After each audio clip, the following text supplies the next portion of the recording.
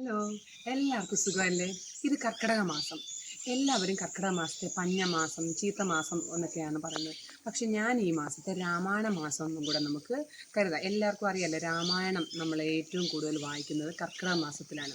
അപ്പോൾ അതിനു വേണ്ടി കുറേ ആചാരാനുഷ്ഠാനങ്ങളൊക്കെ നമുക്ക് ഫോളോ ചെയ്യാനുണ്ട്. അപ്പോൾ ആ കർക്കിടക മാസം വരുന്നതിന് മുന്നേ തന്നെ നമ്മൾ വീടും പരിസരവും എല്ലാം അതിനു വേണ്ടി, രാമായണത്തിന് വേണ്ടി നമ്മൾ പ്രിപ്പയർ ചെയ്യണം. അങ്ങനെയാണ് ഇന്നത്തെ വീഡിയോ. നമുക്ക് കർക്കിടക മാസത്തിൽ എങ്ങനെ വീടൊരുക്കാം, ഇതേ കാര്യം തന്നെ നമുക്ക് സെപ്റ്റംബർ ചിങ്ങമാസത്തിലും എല്ലാവരും ചെയ്യും. കർക്കിടകം പോകുന്നതിന് മുന്നേ ചിങ്ങത്തിന് വരവേൽക്കാൻ വേണ്ടി വീടെല്ലാം വൃത്തിയായി സൂക്ഷിക്കുന്ന ഒരു ആചാരമുണ്ട്. അങ്ങനെയാണെങ്കിൽ നമുക്ക് ഇന്ന് കർക്കിടകത്തിൽ എങ്ങനെ നമ്മുടെ വീടെല്ലാം രാമായണ മാസത്തിന് വേണ്ടി ഒരുക്കാം എന്ന് നോക്കിയാലോ. എന്നാൽ നമുക്ക് തുടങ്ങിയാലോ. ഞാൻ ആദ്യമേ ബെഡ്റൂമിൽ നിന്ന് തുടങ്ങാമെന്ന് കരുതി. എല്ലായിടത്തും ഒന്ന് തൂത്ത് പൊടിയെല്ലാം അടിച്ച് ഒന്ന് തറയിലെല്ലാം തൂത്ത് നമ്മൾ നോർമലായിട്ട് ചെയ്യുന്ന കാര്യങ്ങൾ തന്നെയാണ്. എന്നാലും നമ്മൾ ഒരു ഡീപ്പ് ക്ലീനിങ് എപ്പോഴും ചെയ്യാറുണ്ടല്ലേ, ഈ കർക്കിടകം തുടങ്ങുന്നതിന് മുന്നേയും പിന്നെ നമ്മുടെ സെപ്റ്റംബറിൽ ചിങ്ങം തുടങ്ങുന്ന ഓണം തുടങ്ങുന്നതിന് മുന്നേ. കർക്കിടകം സാധാരണ പണ്ട് കാലത്ത് എല്ലാവരും പറയും പഞ്ഞമാസം, അസുഖങ്ങളുടെ കാലം. എനിക്ക് തോന്നുന്നു, എനിക്ക് കർക്കിടക മാസത്തെക്കുറിച്ച് വലിയ അറിവൊന്നുമില്ല, എന്നാലും എല്ലാവരും പറയുന്ന കേട്ട് വെച്ച് ഞാൻ പറയുക. എല്ലാവരും അസുഖത്തിൻ്റെ കാലങ്ങൾ എന്നൊക്കെ എല്ലാവരും പറയും. എനിക്കത് ഈ മഴക്കാലമൊക്കെ അല്ലേ, അപ്പം നമുക്ക് നോർമലി തണുപ്പും ഒക്കെ ആകുമ്പോൾ അതൊക്കെ കൊണ്ടായിരിക്കും പണ്ടുള്ളവർ പറഞ്ഞുകൊണ്ടിരുന്നത് കർക്കിടക മാസത്തിൽ അസുഖങ്ങളൊക്കെ കൂടും. അപ്പം നമ്മുടെ ബോഡി എപ്പോഴും നമ്മൾ നല്ല ഹെൽത്തി ആയിട്ട് സൂക്ഷിക്കണമെന്ന്, അതായിരിക്കും എല്ലാവരും ആയുർവേദത്തിലോട്ട് ആ സമയം കിടക്കുന്നതെന്ന് തോന്നുന്നു. കർക്കിടക കഞ്ഞി, പിന്നെ മോസ്റ്റ്ലി എല്ലാവരും ആയുർവേദ മരുന്നുകൾ, വേദനയ്ക്കുള്ള കുഴമ്പുകളൊക്കെ എപ്പോഴും അപ്ലൈ ചെയ്യുന്ന ആ സമയങ്ങളിലാണെന്ന് തോന്നുന്നു. അപ്പോൾ അത്യാവശ്യം ഞാൻ റൂമൊക്കെ എല്ലാം ഒന്ന് ഡീപ്പ് ക്ലീനിങ് ആണ് കേട്ടോ.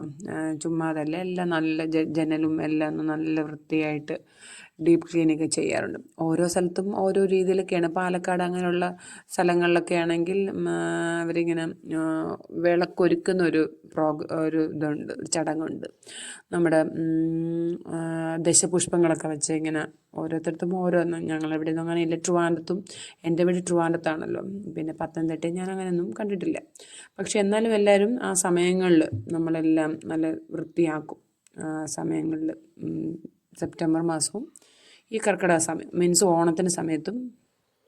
അപ്പോൾ കർക്കിടകത്തിൽ ഇങ്ങനെ സാധാരണ ഞാൻ കേട്ടിട്ടുള്ളതാണ്, ഇത് കറക്റ്റ് ആണോ എന്ന് അറിയത്തില്ല.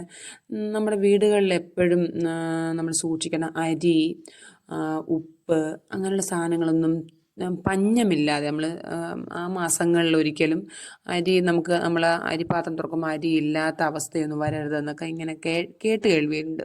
എപ്പോഴും അങ്ങനെ അരിയൊക്കെ നമ്മളെപ്പോഴും പാത്രത്തിൽ എപ്പോഴും നിറഞ്ഞിരിക്കണം, അല്ലെങ്കിൽ ഒരു പകുതിയെങ്കിലും മിനിമം കാണണം. ഒന്നും പഞ്ഞമില്ലാതെ മീൻസ് ആ സമയങ്ങളൊക്കെ നമുക്ക് ദാരിദ്ര്യങ്ങളൊക്കെ വരാതിരിക്കാൻ വേണ്ടിയൊക്കെ ആയിരിക്കും പണ്ടുള്ള പറഞ്ഞെന്ന് തോന്നുന്നു.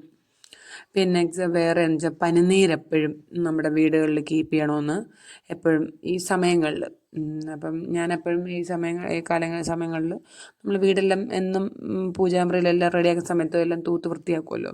അപ്പോൾ ഞാനിപ്പം ഈ കർക്കിടക സമയങ്ങളിലൊക്കെ ഈ പനിനീര് ജസ്റ്റ് തളിക്കാറുണ്ട്. അപ്പോൾ അങ്ങനെയൊക്കെ ചെയ്യണമെന്നൊക്കെ കേട്ടിട്ടുണ്ട്.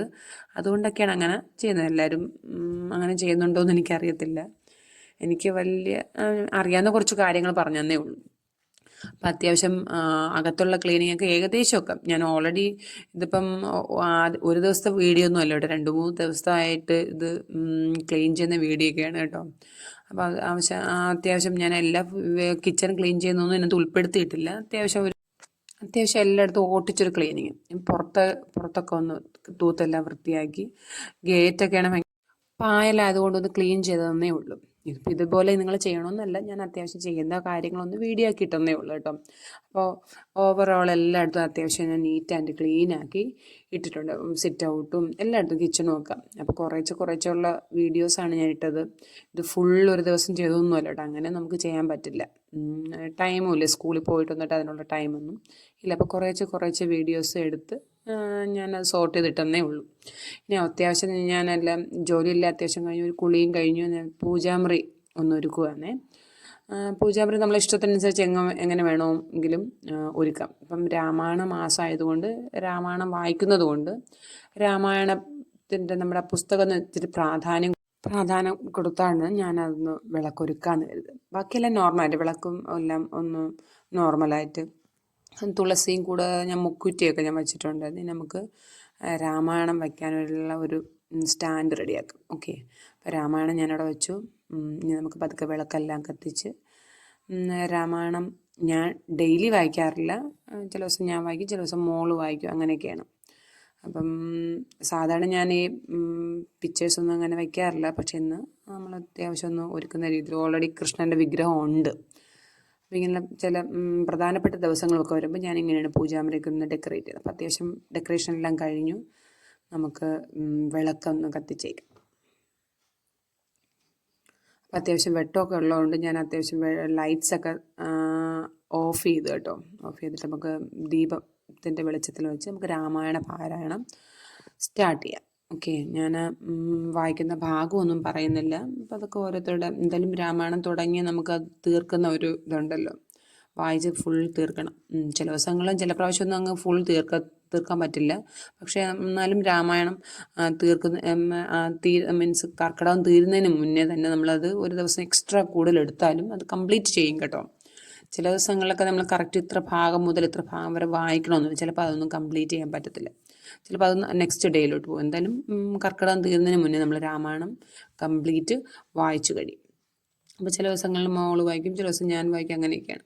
അപ്പം രാമായണ പാരായണം എല്ലാം കഴിഞ്ഞ് ഇനി നമുക്ക് കർക്കിടക കഞ്ഞിയിലോട്ട് കടന്നാലോ. ഇത് ഞാൻ കിറ്റ് വാങ്ങിച്ചതാണ്. ആക്ച്വലി ഈ കിറ്റ് തന്നെ വാങ്ങിക്കണമെന്ന് നിർബന്ധമൊന്നുമില്ല. ഞാൻ ഈ കിറ്റ് കണ്ടപ്പോൾ ഒന്ന് ട്രൈ ചെയ്യാമെന്ന് ചോദിച്ച് വാങ്ങിച്ചു. സാധാരണ ഞാൻ ഞവര അരി, പിന്നെ മുതിര, ഉലുവ, ചെറുപയർ, പിന്നെന്തുവാ പച്ചമരുന്ന് ഞാൻ ഇടുന്ന കുറവാണ്.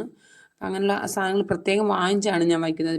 ഇതിപ്പം ഇന്ന് ഈ കിറ്റിലാണ് വെച്ചത്. അപ്പോൾ ഇന്നത്തെ രാത്രിത്തെ ഫുഡ് കർക്കിടക കഞ്ഞിയാണ്. നല്ല ഔഷധം ഉള്ള കഞ്ഞിയാണ്. നമുക്ക് നമ്മുടെ ശരീരത്തിലുള്ള വേദനകളും ഒക്കെ ഉണ്ടെങ്കിൽ മാറും.